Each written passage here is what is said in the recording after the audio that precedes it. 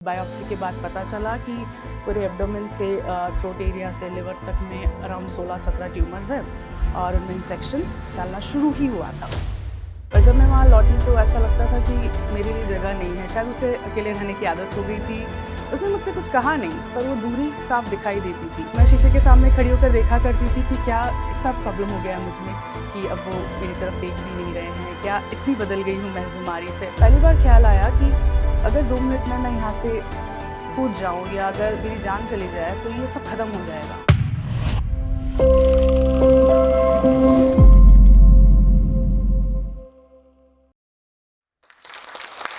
मेरा नाम है प्रियंका जोशी। मैं इंदौर से आई हूँ। मैं एक सिंगल पेरेंट हूँ। मेरी 11 साल की प्यारी सी बेटी है, जो मेरे जीने की सबसे बड़ी वजह और मेरी ताकत है।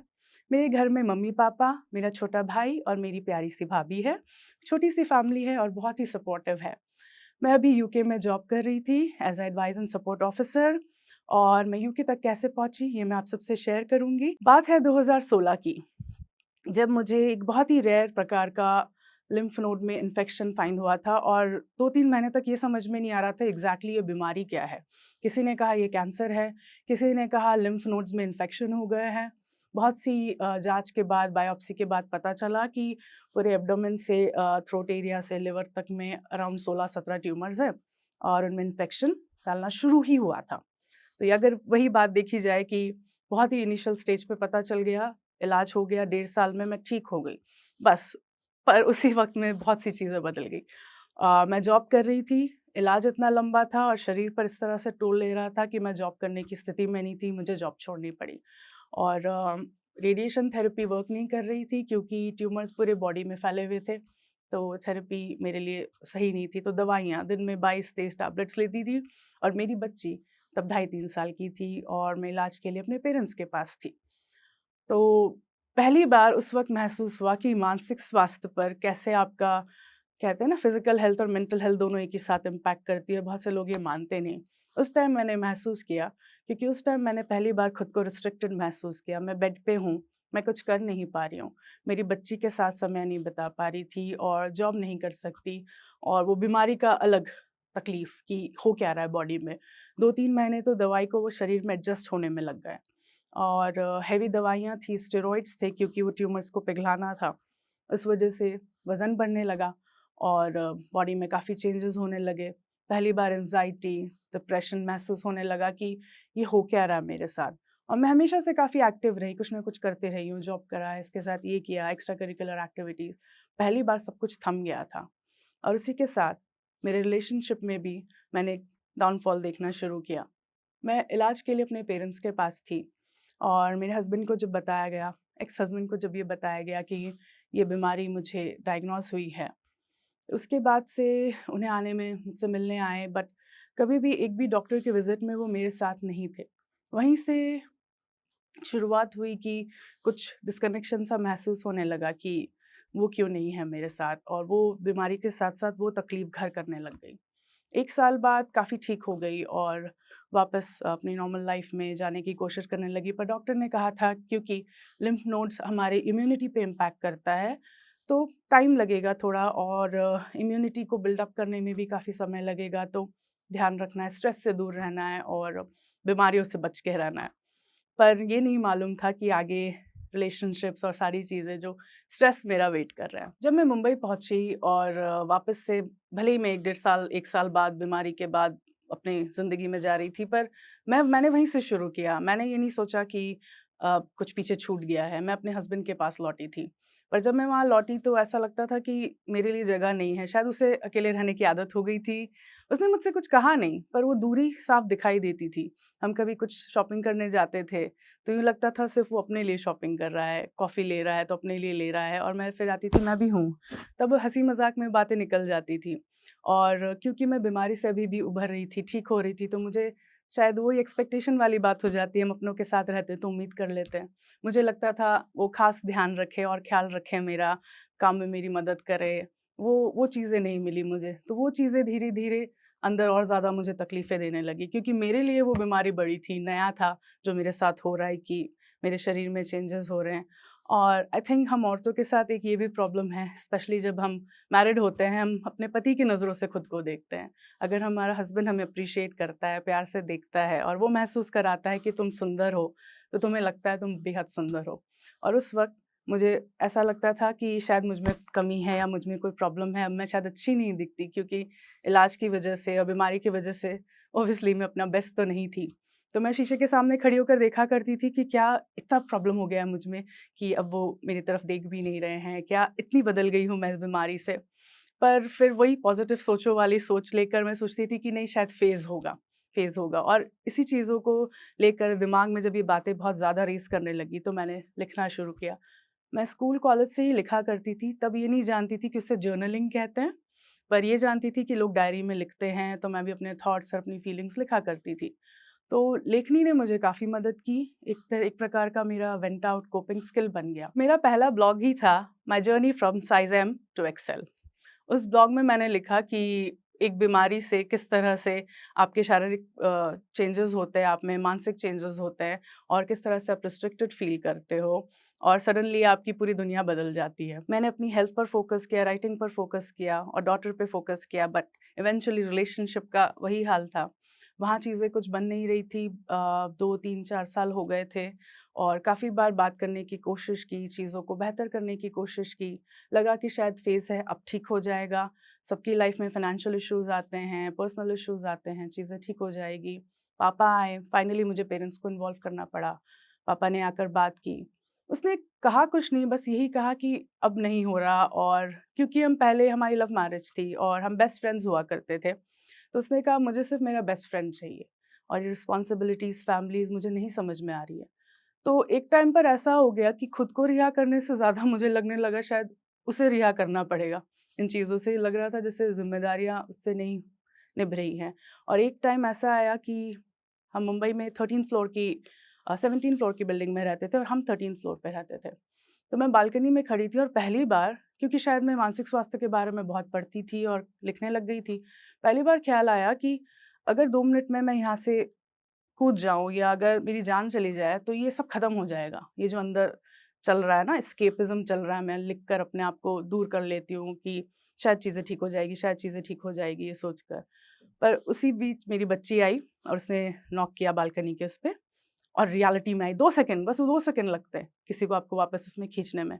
शायद मैं कुछ ना करती, पर वो थॉट पहली बार दिमाग में आया था। वो थॉट से ही मैं इतना घबरा गई थी कि ये थॉट मुझे अपनी ज़िंदगी में कभी नहीं लाना है, क्योंकि वो बच्चा मुझे देख रहा है। उस बच्चे को मेरी ज़रूरत है। मैं अंदर गई और मैंने सोचा कि नहीं, अब कुछ करना पड़ेगा, और मैंने पापा से कहा कि पापा, मुझे लगता है अभी मैं कुछ-कुछ टाइम के लिए मुझे आ जाना चाहिए, आगे का पता नहीं, पर अभी मैं एक बार आ जाती हूँ। और अच्छा हुआ मैं सही टाइम पर चली गई। फ़रवरी 2020 को मैं इंदौर पहुँची हूँ और मार्च में लॉकडाउन, कोरोना अनाउंस हो गया था।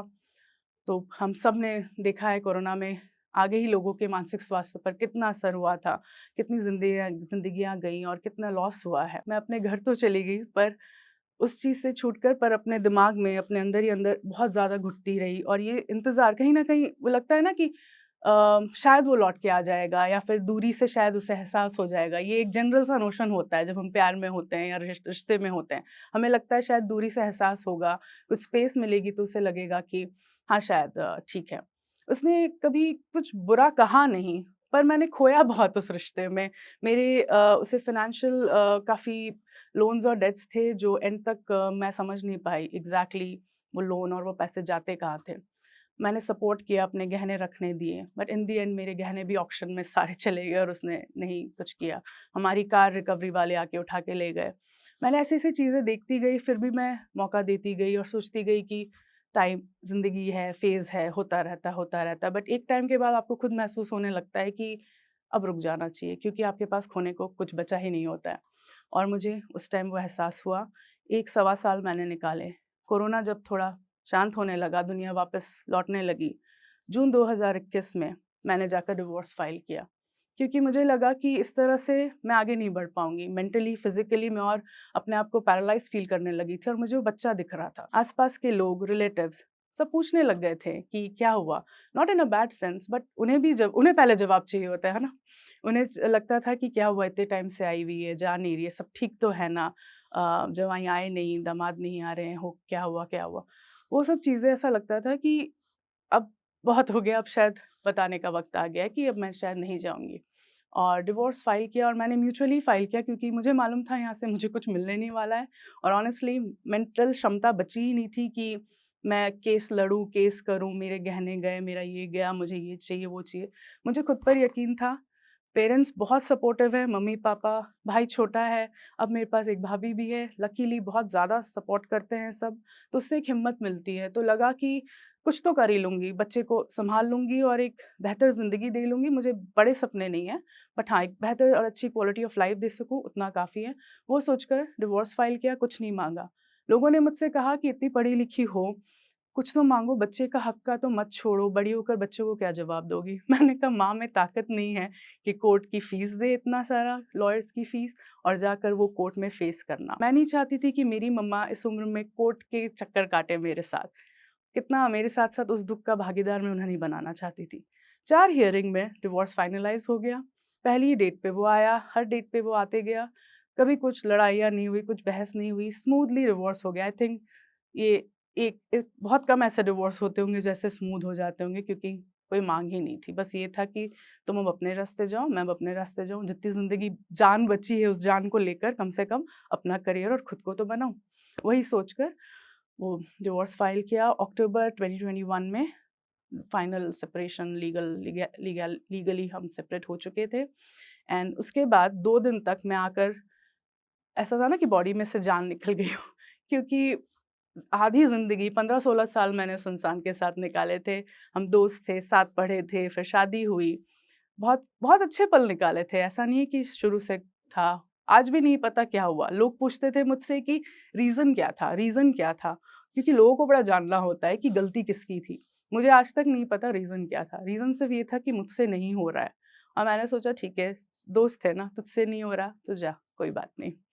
फिर 2 दिन तक ऐसा लगा जान निकल गई हो शरीर में से और मैं ऐसी पड़ी रही, कुछ सूझ ही नहीं रहा था।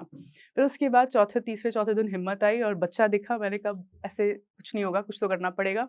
और मुझे दिखता था सिर्फ़ मेरा blog, sanity daily, mental health, उसके प्रति काम और जितना खुद के मेंटल हेल्थ पे इम्पैक्ट होता था, उतनी ही ताकत मिलती थी और लोगों को मदद करने की हिम्मत मिलती थी। मुझसे मम्मा भी काफ़ी बार कहती थी कि, "तू इतनी-इतनी घंटों लोगों से बातें करती है, तू पैसे नहीं लेती, तू थकती नहीं है, तुझे क्या मिलता है?" तो समझ नहीं आता था क्योंकि हमेशा पैसों के बारे में नहीं होता है।